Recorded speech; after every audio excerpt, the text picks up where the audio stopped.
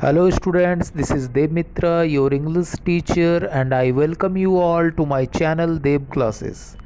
Today I will discuss a very interesting chapter from class 9 Behave book. The name of the chapter is Packing, and basically as I have told you earlier and I tell it again and again that we will discuss this chapter in bilingual, especially in Hindi for your better understanding. तो चलिए शुरू करते हैं। Packing जो कहानी है इसको लिखा है जेरोम ने। तो सबसे पहले मैं आपको बता दूं कि ये जो पैकिंग जो हम लोग जो पढ़ने जा रहे हैं अभी, ये 3 man in a boat novel से लिया गया है। ठीक है, पैकिंग कहानी में हम लोगों को बहुत कुछ देखने को मिलता है। स्पेशली पैकिंग कहानी में जो हमारा राइटर है जेरोम, वो हम लोगों से कहते हैं कि किसी भी जर्नी को शुरू करने से पहले हमें एक प्लानिंग अच्छी तरह से प्रिपेयर कर लेना चाहिए।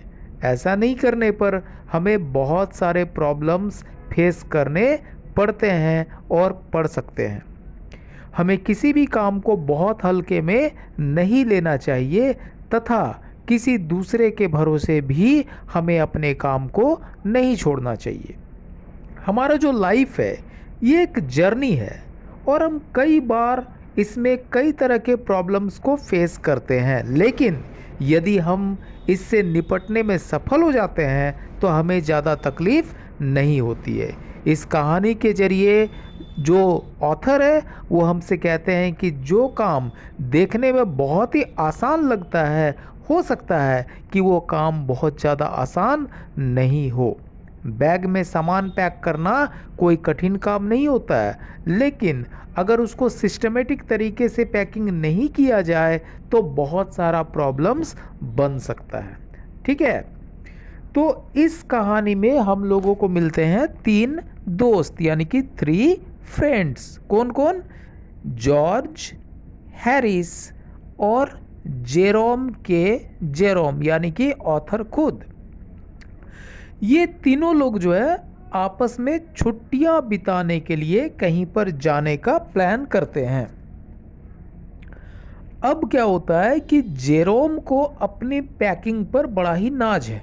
जेरोम को लगता है कि वो दुनिया में सबसे अच्छा पैकिंग कर सकता है, इसलिए उसे बैग पैकिंग का काम दिया जाता है। अब यहाँ पर नैरेटर को उससे तब नफ़रत सा हो जाता है जिस समय वह काम करता है और दूसरे लोग बैठ कर के आराम करते हैं। मतलब कि मैं काम कर रहा हूँ और बाकी सब लोग बैठ के आराम कर रहे हैं, तो गुस्सा आना जो है स्वाभाविक होता है। हैरिस क्या करता है कि हैरिस ने नैरेटर से कहा कि क्या उसने बूट मतलब जो जूते होते हैं, जूतों को बैग में रख दिया है। उसने बैग को खोला और जूतों को बैग में पैक कर दिया। जब वो बैग को बंद करने जा रहा था तो उसके मन में अचानक से एक बुरा विचार आया कि कहीं वो अपना टूथब्रश पैक करना भूल तो नहीं गया है। उसने सभी चीज़ों को उलट पुलट कर देखा। उसे जॉर्ज तथा हैरिस का टूथब्रश तो 18 बार से ज़्यादा मिला, लेकिन उसका जो खुद का टूथब्रश था वो नहीं मिल पाया। उसने एक एक करके चीज़ों को रखना शुरू किया। तब उसे बूट के अंदर उसका टूथब्रश मिला कि बूट के अंदर टूथब्रश रखा। सोचो, उसने सभी चीज़ों को एक बार फिर से पैक किया और अंत में बैग को पैक करने का काम रात 10:05 पर ख़त्म हुआ।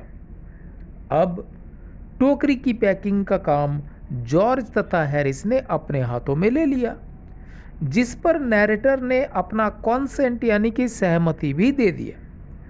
दोनों ने बड़े ही उत्साह से पैकिंग का काम शुरू किया।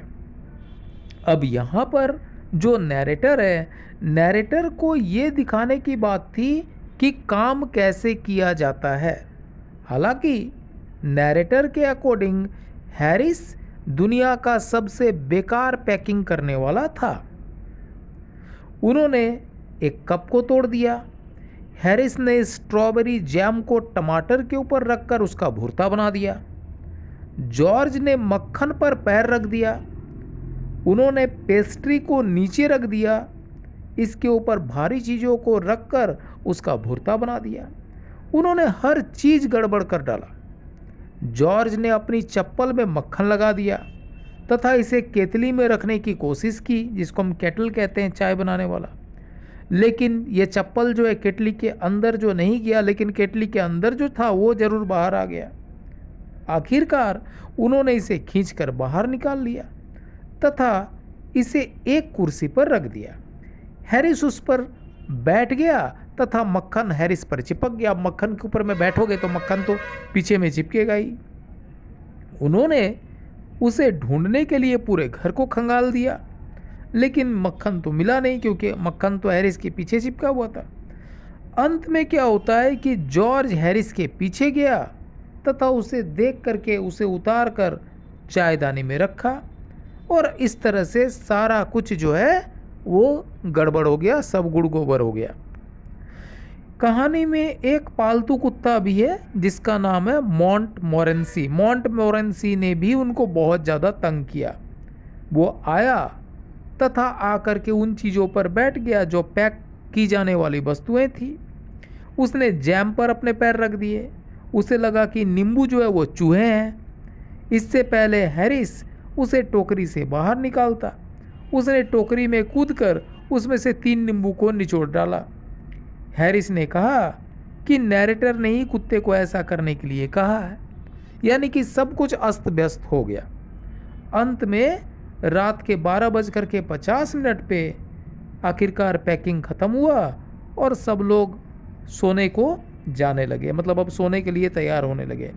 जॉर्ज ने पूछा कि उनको कब जगाया जाए, और हल्की सी बहस के बाद सभी लोगों ने सुबह 6:30 यानी कि सुबह 6:30 बजे यहाँ पर जो है जागने का निर्णय लिया। तो ये जो है ये पैकिंग की कहानी है, 3 दोस्तों की कहानी है, जॉर्ज, हैरिस और जेरोम के जेरोम। इसमें एक डॉगी है मोंटमोरेंसी, और सब लोग अनाड़ी रहते हैं, पैकिंग का पूरा सत्यानाश कर देते हैं। तो मुझे लगता है कि आपने एंजॉय किया होगा इस चैप्टर को। Thank you, bye.